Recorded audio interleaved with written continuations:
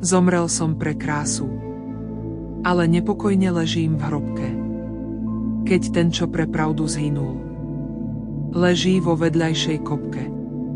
Ticho sa spýtal, prečo som padol. Odvetil som, že pre krásu. A ja pre pravdu.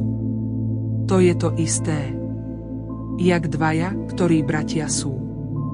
A tak, ako príbuzní, nocou ešte pred usnutím rozprávali sme delení stenami. Kým mach neprekryl naše pery.